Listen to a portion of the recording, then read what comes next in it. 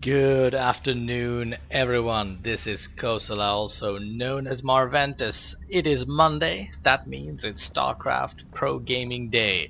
And here, courtesy of the FX Open Invitational, we have got a match in the top right-hand corner. Mr. LiquidHUK playing as Zerg. Well, hello. I was about to say as Protoss, since he generally plays as Protoss, but no, he's playing as Zerg. In the bottom left-hand corner, we have Mr. ATNSocke playing as the Protoss. This is the first time I've ever seen Huck play as Zerg. This should be very interesting. Let's get that production tab up.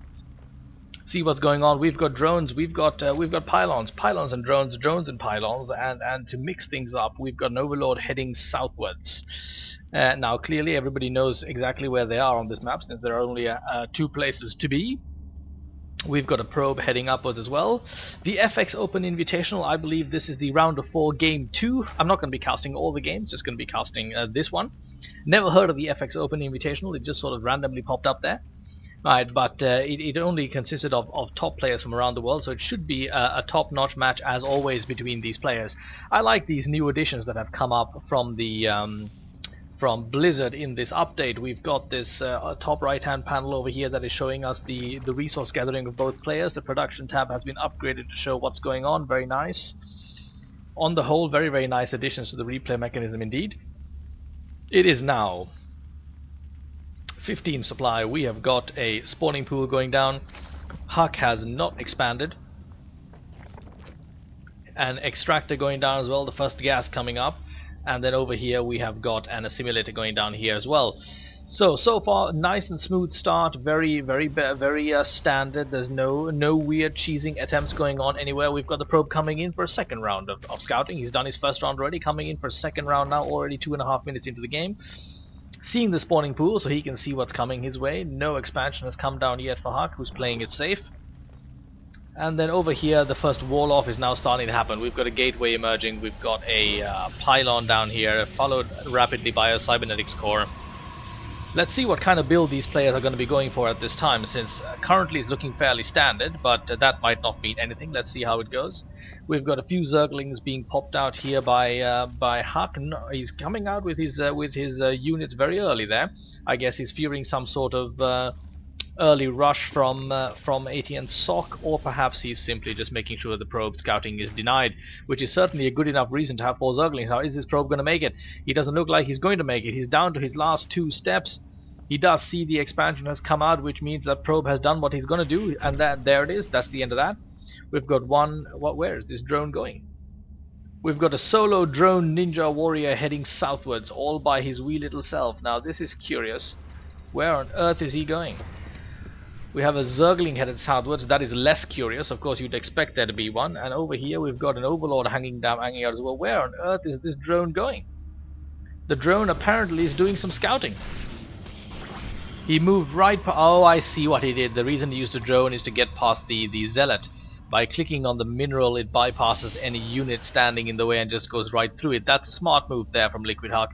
He walked right into the base while the zergling detracted the attention of the zealot, and now can see absolutely everything going on. Yes, a smart move indeed. Definitely one to scratch down in the notebook and learn for the future. We've got metabolic boost coming out as well. The hatchery is about to finish for Huck. We have the second and third gateways now being laid down by ATNSocke, and we are now transitioning to a mode where units will be built, I would imagine, from both sides. We have an overlord hanging out here on the east side of the map. We've got zergling patrolling the west side, and an overlord in the middle, as indeed one always should have on this map. Some map control coming in now from early on in the game from LiquidHUK, as he is able to get very good visual sighting over pretty much everything. Keeping a zergling out in the front to make sure he knows when units are moving, and this overlord is slowly but steadily creeping in the bottom left hand side, and I believe he has so far not been sighted. Let's take a look at Socke Vision. Socke Vision is laying down the foundations of his expansion. The first few units have landed out, and then he cannot see the overlord. So the overlord is in a very nicely positioned place indeed. Let's get back into everyone vision. That is an ideal spot. So for those of us who are watching, this is a good learning lesson there. An ideal spot. out of the way of vision from both the main building and the secondary one until he puts something down over here. Great move there from LiquidHUK. who is doing his thing up to his usual level of fantastic play.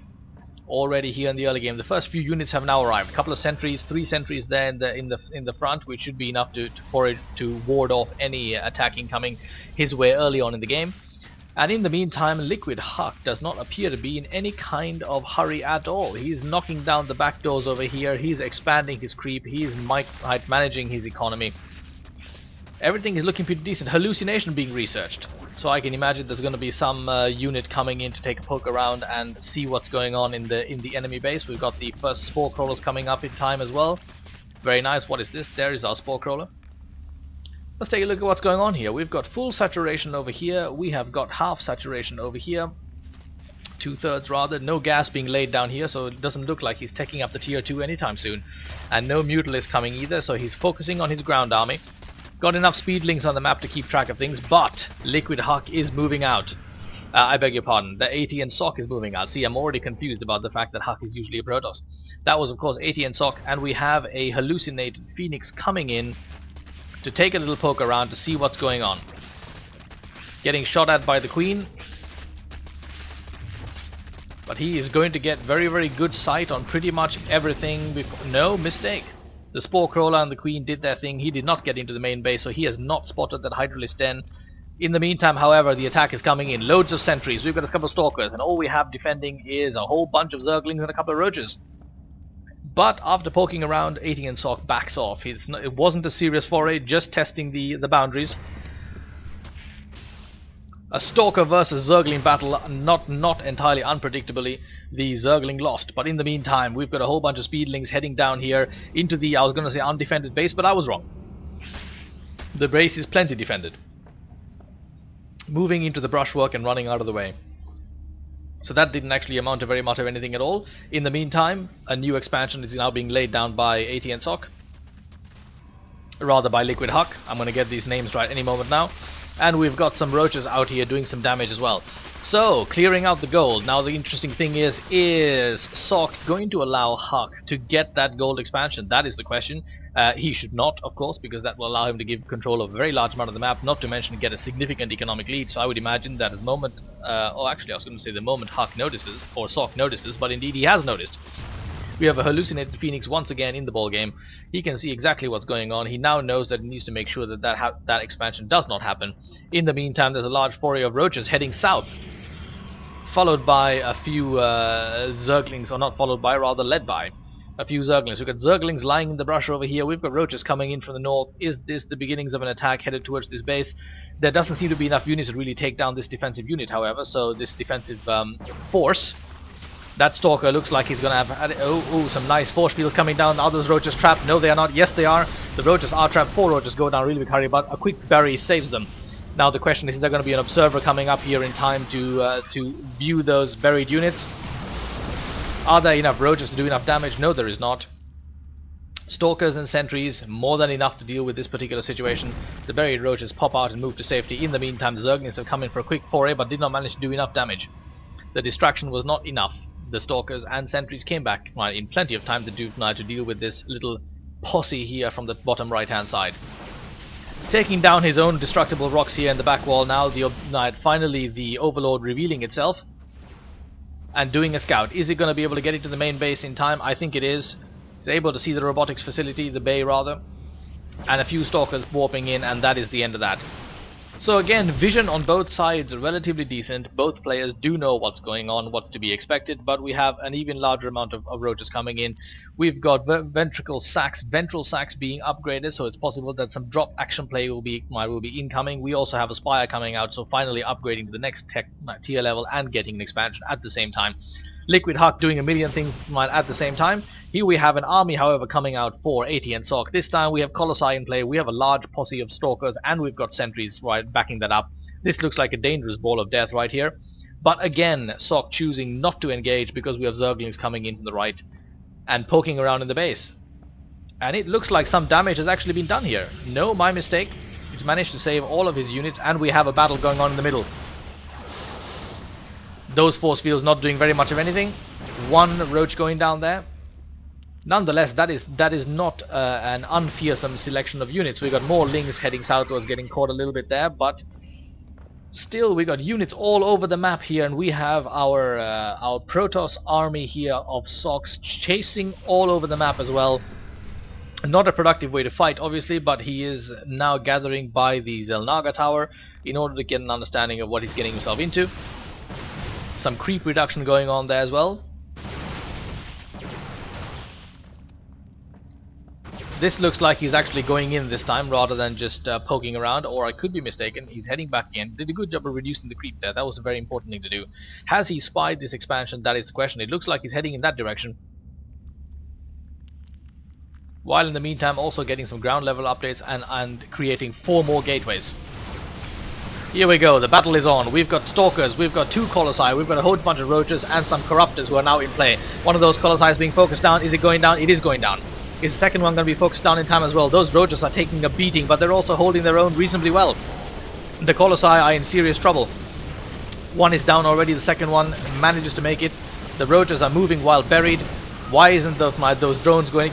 Why aren't those drones getting buried? Rather, here we have an observer in play now as well. And what is? I can't actually see what's going on here. It's impossible to tell who's going to come out survive the victor here. We have Stalkers surviving. We have Roaches down, but yet there's another army of Roaches coming in. Are those Stalkers going to be able to get away in time? Do they have blink research? They do not. But it looks like the Roaches giving chase are going to pick these off one at a time, and that attack has been deterred. It has been deterred indeed, and the armies of ATNSocke are being pushed back. We've got a wall of 4 gateways happening over here, very interesting placement, walling off any potential entrance into that base, while at the same time giving him an excellent ability to reinforce his armies. Great work there from ATNSocke while all this is going on, while also now probably soon claiming that expansion in order to keep up economically. Let's take a look at the income situation. We have got our Zerg player in a significant lead at this point. More harvesters, more gas, more minerals being pummeled in. Good work there from LiquidHUK, showing his class as always. And now we've got a drop coming in. 2 observers, rather 2 overlords with, what has he got in there? I actually can't see what he's got in there, but we're about to find out. Is it a Baneling drop? Is it a Roach drop? What is it? We're about to find out. We have a diamond formation of Roaches heading south to do some deterring while the drop occurs, but backing off when they see the large army of ATNSocke. Dealing with the Zelnaga towers first, as always they should. We have more Roaches gathering now, but not engaging. Coming in to deal with the gateways. Those gateways are going to go down in a really big hurry if they're not properly defended. We've only got a couple of cannons. That is not enough to defend against this many Roaches, but those gateways are still standing. 3 cannons, that is. And now we have the army of ATNSocke engaging. Right, we've got a lot of Stalkers. We've got two Colossi, but we have no Corruptors to deal with this. A bury happens, but there is an observer in play. That is not going to help him at all. Backing off wisely, but Socke is now giving chase. He is not backing off himself. He is giving chase with his army of metal and laser.